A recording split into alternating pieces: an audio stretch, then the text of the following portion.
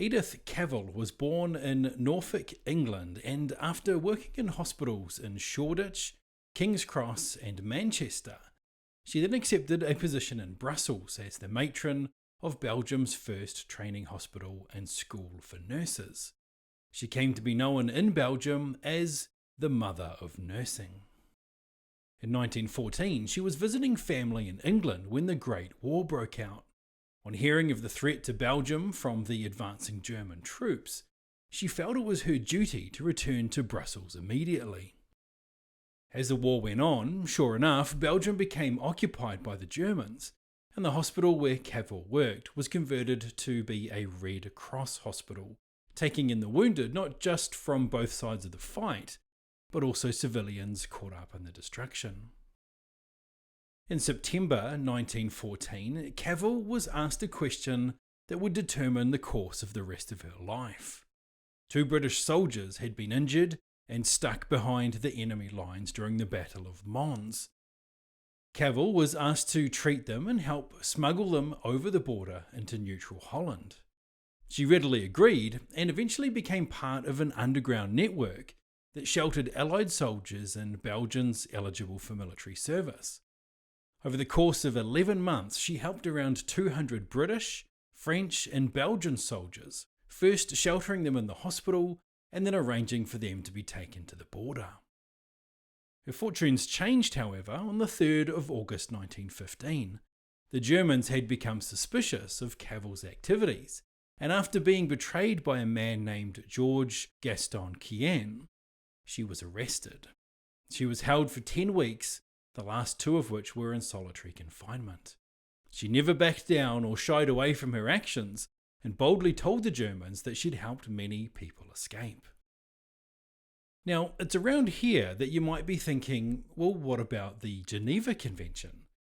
And yes, while the articles of the first Geneva Convention ordinarily guaranteed protection of medical personnel, Article 7 of the 1906 version of the Convention, which was the version in force at the time, said that the protection was negated if medical practices were seen to be used as cover for belligerent action.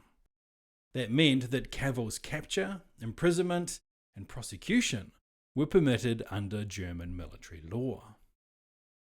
During the 10 weeks that she was held, the British and German governments tussled over the matter.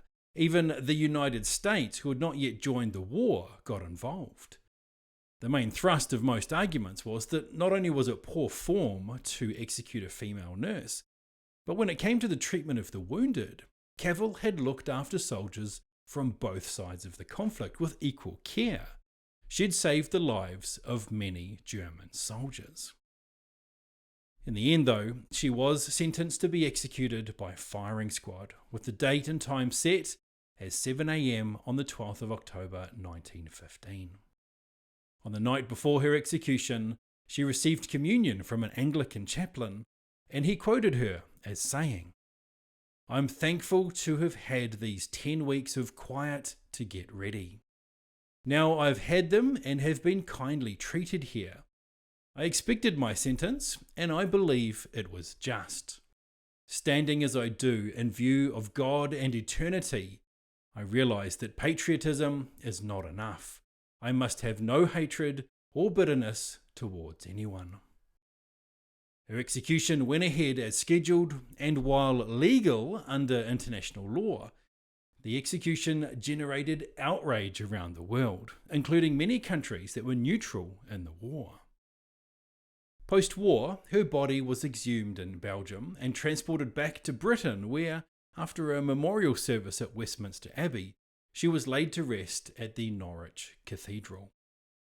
The life, humanity and bravery of Edith Cavell is commemorated in many ways around the world today.